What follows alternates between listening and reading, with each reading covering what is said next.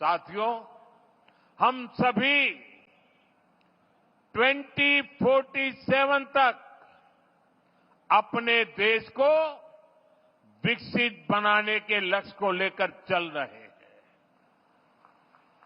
और भारत तभी विकसित होगा जब देश का हर राज्य विकसित होगा।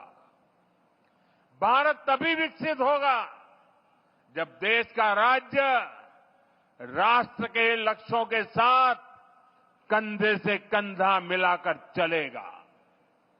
मुझे खुशी है कि देश के बड़े लक्ष्यों को पूरा करने में नॉर्थ ईस्ट बहुत बड़ी भूमिका निभा रहा है। पावर सेक्टर इसका बेहतरीन उदाहरण है। भारत ने 2030 तक 500 गीगावाट बिजली, 500 गीगावाट बिजली गैर परंपरागत स्रोतों से पैदा करने का लक्ष्य रखा है। ये लक्ष्य सोलर पावर, विंड एनर्जी, पानी से बिजली बनाकर पूरा किया जाएगा। हमारा अरुणाचल प्रदेश इसमें देश के साथ कदम ताल करते हुए चल रहा है। आज जिन 2 पावर प्रोजेक्ट्स का शिलान्यास किया गया है, वो पावर प्रोड्यूसर के रूप में अरुणाचल की स्थिति को और मजबूत करेंगे। इससे अरुणाचल के हजारों नौजवानों को नौकरियां मिलेगी और यहां विकास के कार्यों के लिए सस्ती बिजली भी उपलब्ध होगी। कांग्रेस की एक पुरानी आदत है कि विकास का जो भी काम मुश्किल होता है, उस काम को वो कभी हाथ ही नहीं लगाते, भाग जाते। कांग्रेस की इस आदत का नॉर्थ ईस्ट को, अरुणाचल को भी बहुत नुकसान हुआ। जो मुश्किल इलाके होते थे, जो पहाड़ों में हो, ये जंगलों के बीच हो, जहां विकास के काम करना चुनौती होता था, उन क्षेत्रों को कांग्रेस पिछड़ा घोषित करके भूल जाती थी। इसमें देश के ट्राइबल इलाके, नॉर्थ ईस्ट के जिले सबसे अधिक थे। जो बॉर्डर से सटे गांव थे, उनको देश के लास्ट विलेज कहकर कांग्रेस अपना पल्ला झाड़ लेती थी और ऐसा करके कांग्रेस अपनी नाकामियों को छुपा ले जाती थी। यही कारण है कि आदिवासी क्षेत्रों से, बॉर्डर के एरिया से लोगों को निरंतर पलायन होता गया। साथियों, हमारी सरकार ने, बीजेपी ने इस अप्रोच को भी बदल दिया। जिनको कांग्रेस बैकवर्ड डिस्ट्रिक्ट कहती थी, हमने उनको एस्पिरेशनल डिस्ट्रिक्ट बनाया और वहां विकास को प्राथमिकता दी गई। बॉर्डर के जिन गांवों को कांग्रेस लास्ट विलेज कहती थी, उनको हमने देश के फर्स्ट विलेज माना। इसके अच्छे परिणाम आज हम देख रहे हैं। आज बॉर्डर के गांवों में विकास की नई रफ्तार देखी जा रही है।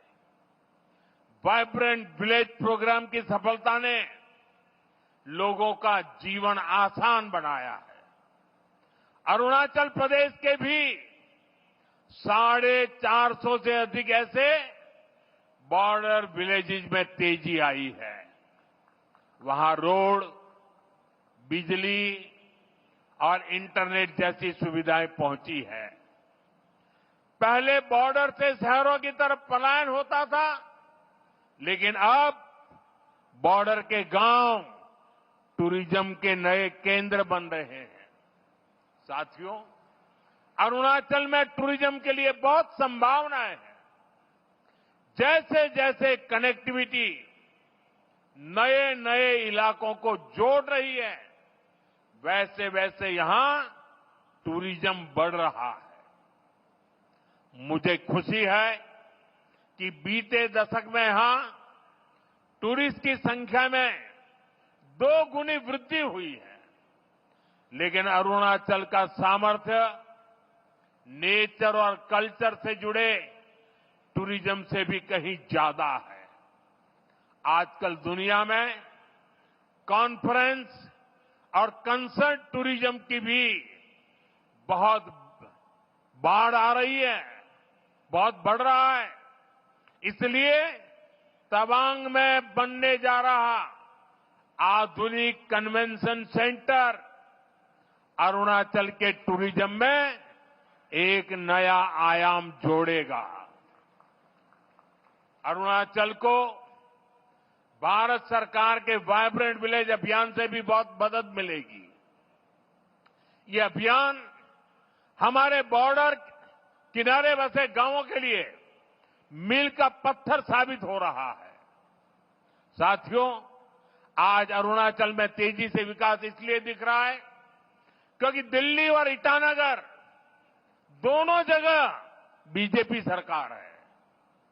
केंद्र और राज्य दोनों की ऊर्जा विकास में लग रही है। अब जैसे यहां कैंसर इंस्टीट्यूट का काम शुरू हुआ है, यहां मेडिकल कॉलेज बन रहे हैं, आयुष्मान स्कीम से यहां अनेक साथियों को मुफ्त इलाज मिल रहा है। ये केंद्र और राज्य के डबल इंजन से संभव हो पा रहा है। साथियों, डबल इंजन सरकार के प्रयासों से ही अरुणाचल अब कृषि और बागवानी में आगे बढ़ रहा है। यहां के कीवी, संतरे, इलायची, पाइनएप्पल अरुणाचल को नई पहचान दे रहे हैं। पीएम किसान सम्मान निधि का पैसा भी यहां के किसानों के बहुत काम आ रहा है।